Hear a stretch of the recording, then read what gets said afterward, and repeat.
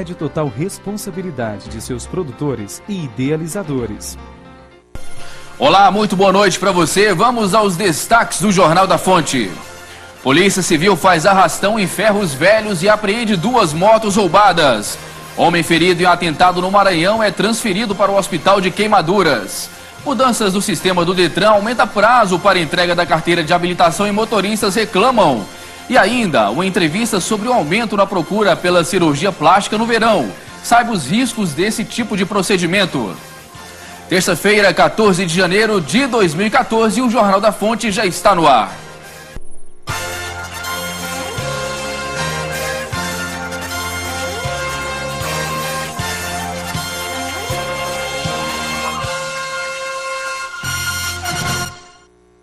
E a primeira notícia de hoje é sobre o trabalho da Polícia Civil. 2 motocicletas foram recuperadas hoje pela Delegacia de Roubos e Furtos de Veículos. A apreensão das motos aconteceu durante uma operação da Polícia Civil que está vistoriando Ferros Velhos em Goiânia. A Delegacia de Repressão a Furtos e Roubos de Veículos está realizando uma série de operações em Ferros Velhos da capital. O último local visitado pela Polícia Civil foi o Ferro Velho no Jardim Novo Mundo e, em seguida, a conhecida Praça da Marreta, no setor Nova Vila.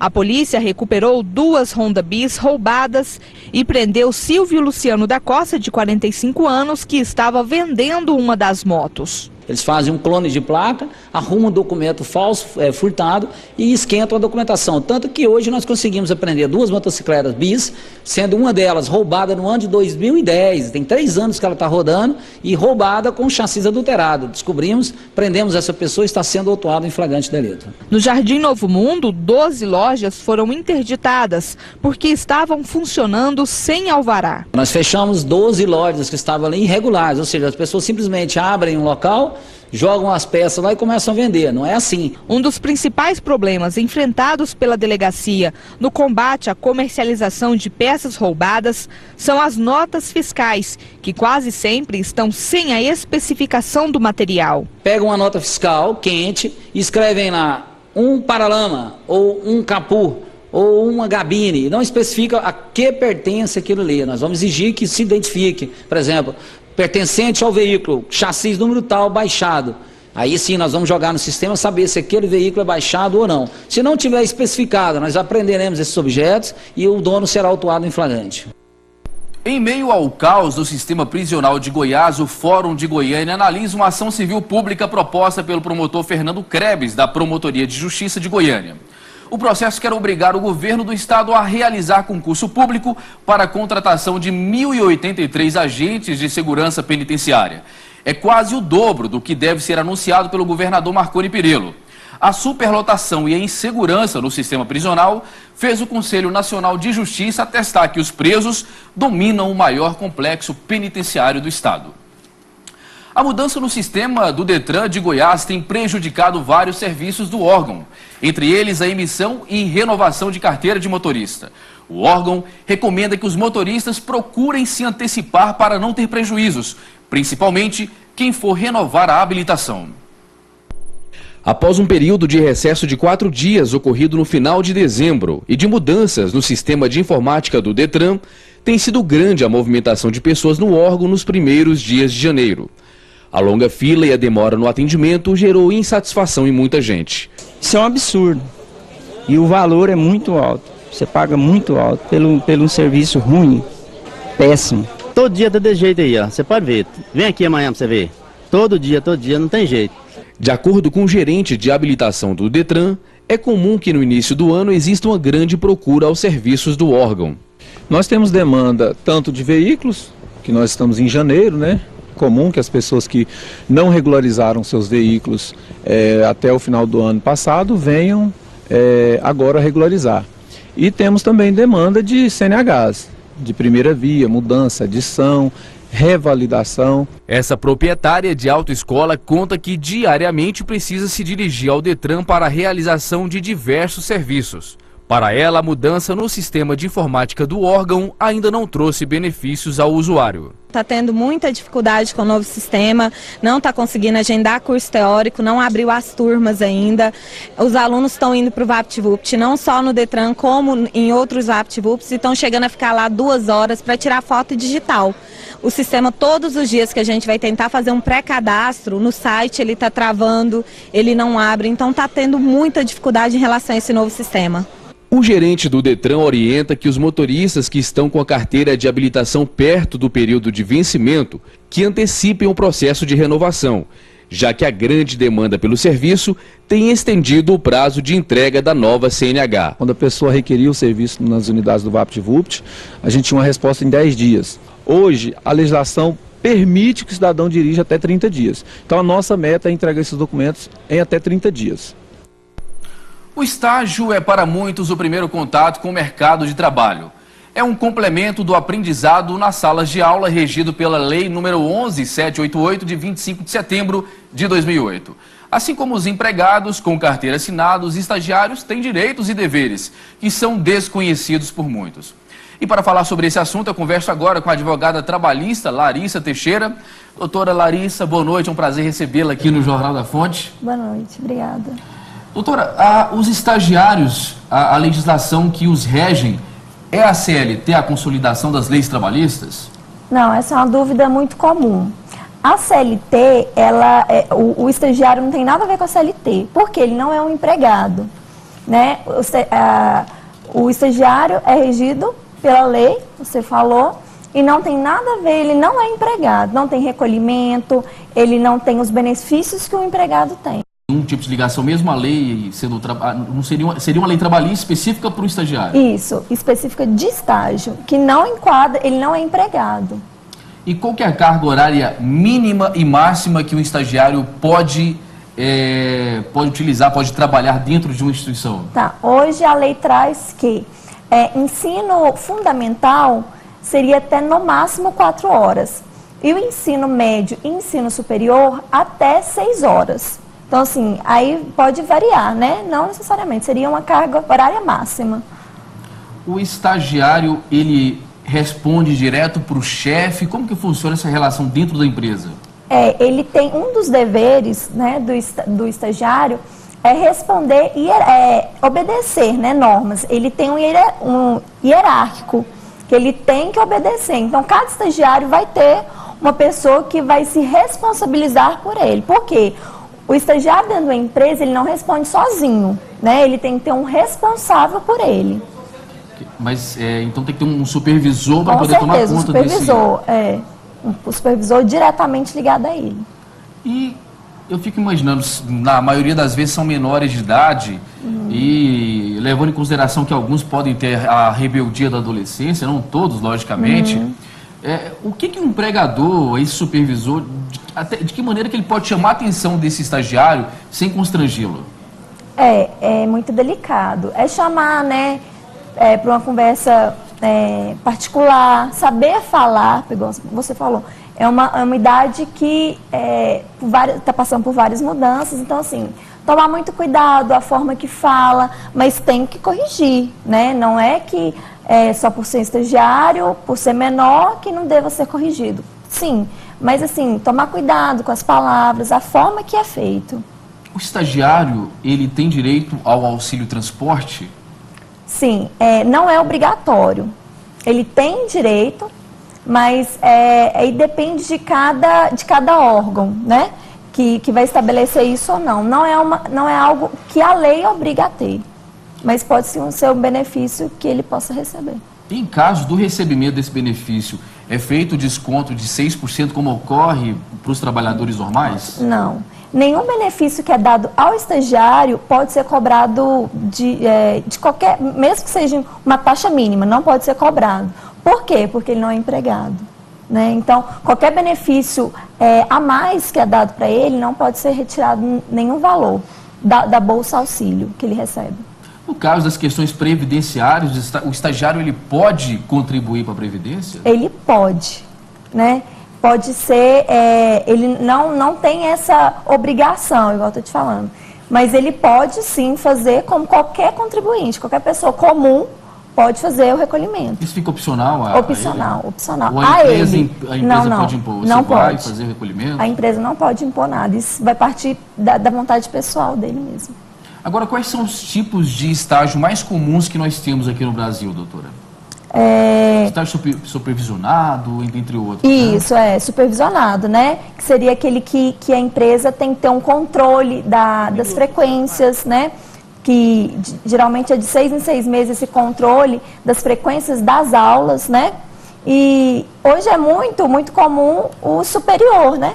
O estágio onde você já está fazendo uma faculdade e procura um estágio na área que você está se formando. Nossa entrevista está acabando. A partir de quantos anos o adolescente pode começar a estagiar? Não tem uma data, não tem uma idade mínima. A lei fala que a partir do ensino fundamental ele pode estar procurando um estágio. E hoje, como as crianças entram muito cedo, né, na escola não tem esse mínimo de idade. Muito bem, esteve conosco aqui no Jornal da Fonte a advogada trabalhista Larissa Teixeira, tirando dúvidas acerca do estágio. Muito obrigado pela participação da senhora. Uma boa noite. Obrigada, boa noite. Agora vamos falar do tempo. A meteorologia prevê que nas próximas semanas as chuvas voltam a cair com mais intensidade em Goiânia. Mas as temperaturas altas não devem dar sossego ao goianiense. Entre os motivos está a arquitetura da cidade, com a presença de muito concreto e asfalto. As fortes chuvas que caíram em dezembro e castigaram a capital devem continuar no mês de janeiro. Segundo estudos da Secretaria de Ciência e Tecnologia de Goiás, durante o verão é comum que o período chuvoso se intensifique. Janeiro ainda está com essa característica de bastante chuva e chuvas com bastante intensidade.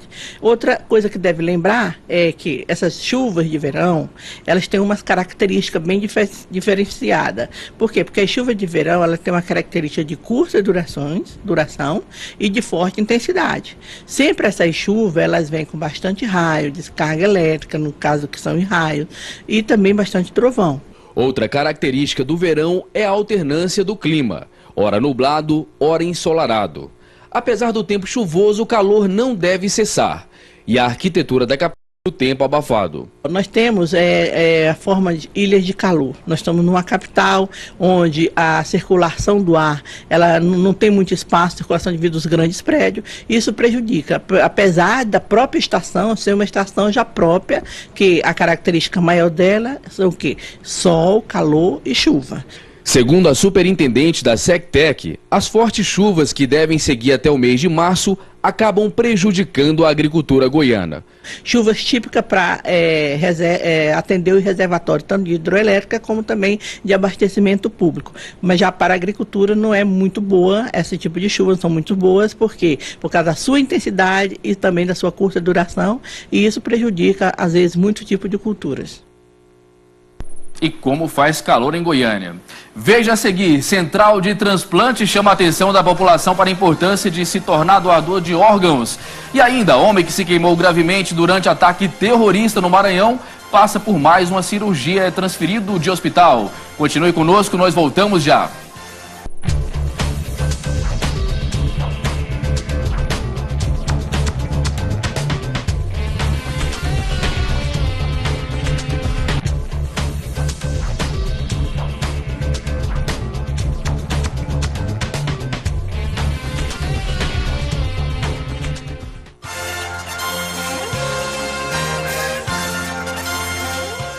Após passar por 2 cirurgias de raspagem na pele, o paciente Márcio Rony da Cruz, vítima do incêndio em um ônibus durante atentado no Maranhão, foi transferido do Hospital Alberto Rassi para o Hospital de Queimaduras. O tratamento da vítima deve ser longo, já que a queimadura foi grave. 6 dias depois de chegar ao HGG, Márcio Rony da Cruz deixou o hospital por volta das 5h30 da tarde desta segunda-feira. Ele era um dos passageiros desse ônibus incendiado por bandidos em São Luís, no Maranhão, no último dia 6 e chegou a Goiânia com 75% do corpo queimado. Márcio foi transferido agora para o Hospital de Queimaduras, onde deve ter tratamento específico. Algumas lesões melhoraram, outras pioraram, mas tem queimaduras extensas, como ele teve, é exatamente isso, né? O quadro um pouco melhor, outro dia um pouco pior. O que a gente precisa é manter o quadro estabilizado do ponto de vista clínico para que possa permitir à equipe cirúrgica executar esses curativos e essas cirurgias subsequentes. A irmã de Márcio, Assunção da Cruz, que acompanha ele em Goiânia, vê com otimismo a transferência do irmão e agradece o acolhimento do HGG. Eu estou muito feliz porque Deus está conduzindo todas as coisas, né? Ele continua direcionando todas as coisas.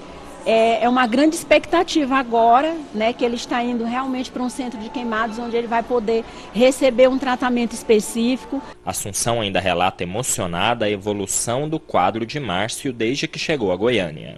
Ele tem um quadro bem diferente agora, né? Ele já está sem o respirador, né? Ele já consegue conversar. Ontem ele pediu água quando eu entrei, eu fiquei super feliz.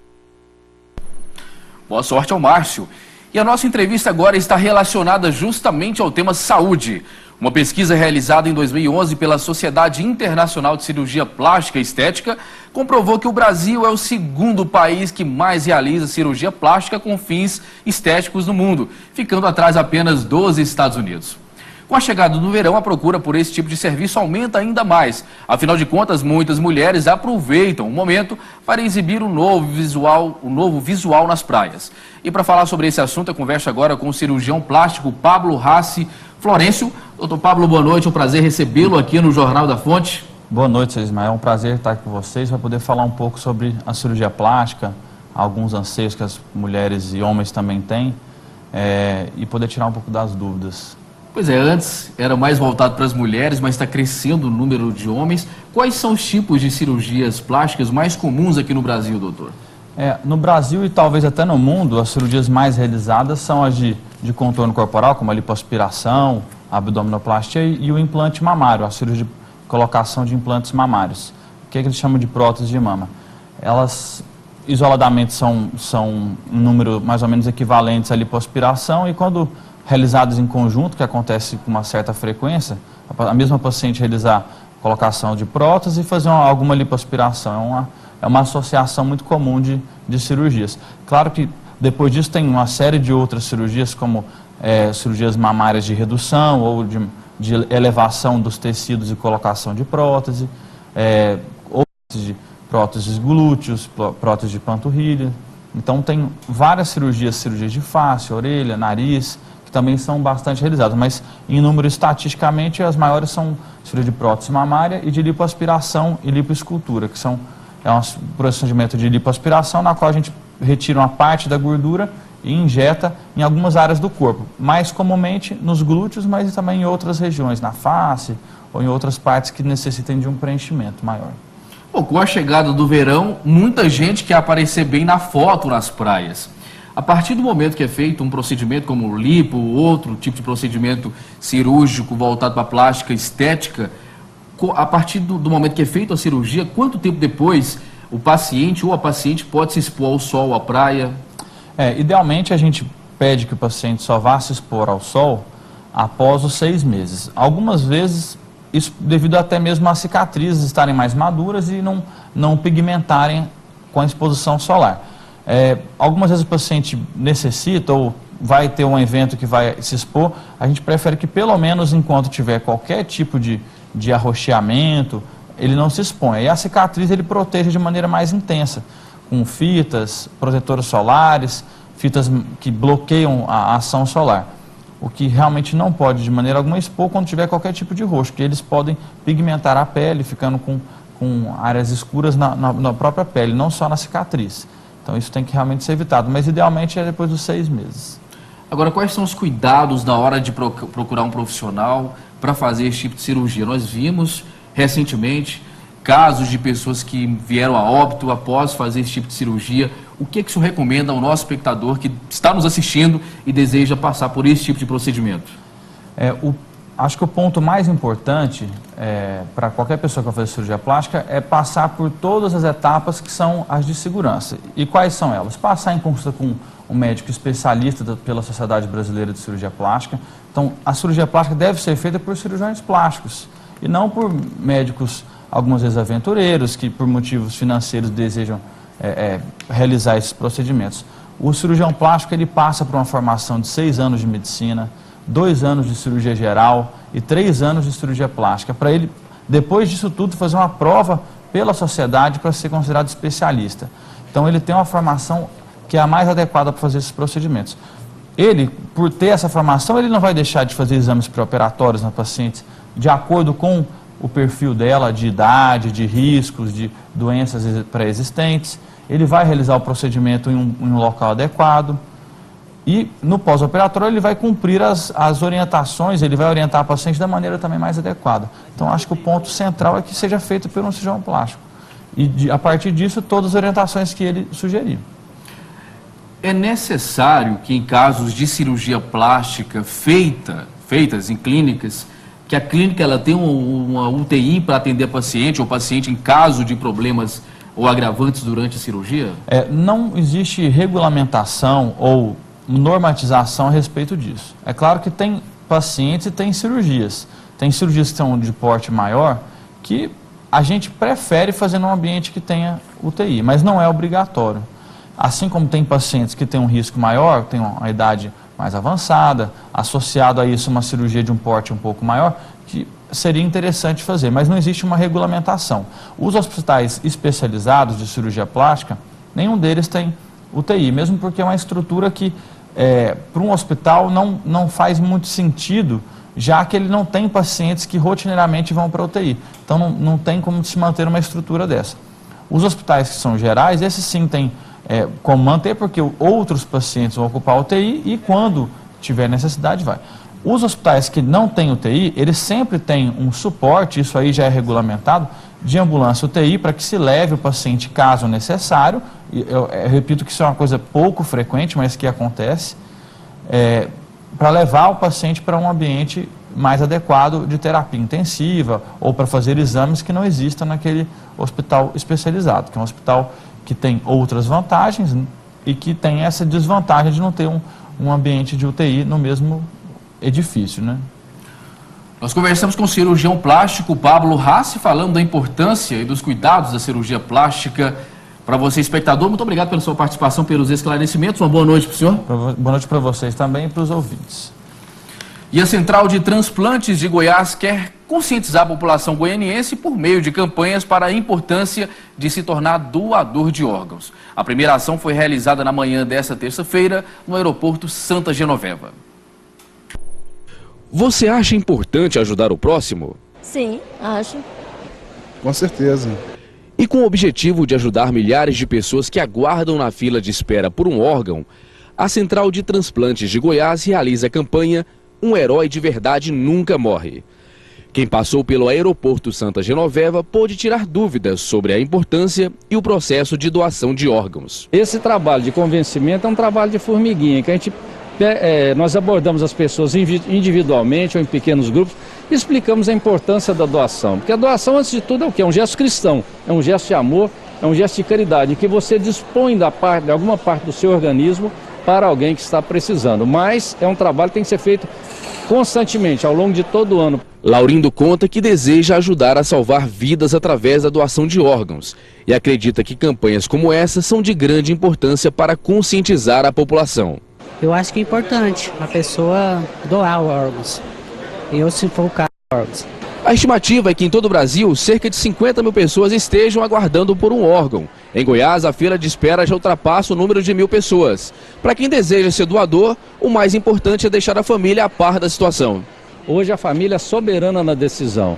Por isso que as campanhas, a gente sempre insiste no seguinte: se você é um doador, comunique aos seus familiares. A Assembleia Legislativa de Goiás vai realizar a partir da próxima segunda-feira sessões extras. O vice-presidente da Casa, Hélio de Souza, adianta que 3 projetos do governo terão prioridade na pauta. São eles a regularização do empréstimo para a CELG, a adequação do programa Minha Casa Minha Vida com o programa do governo e também o projeto que prevê adequações na área de segurança pública. Ainda falando de criminalidade, 3 suspeitos de tráfico de drogas foram presos nas imediações do Buriti Shopping em Goiânia. 2 quilos de maconha, armas e R$ 1.600 em espécie foram apreendidos pela polícia. A Delegacia de Narcóticos prendeu 3 traficantes próximo ao Buriti Shopping. Breno Araújo, de 20 anos, é o chefe do grupo.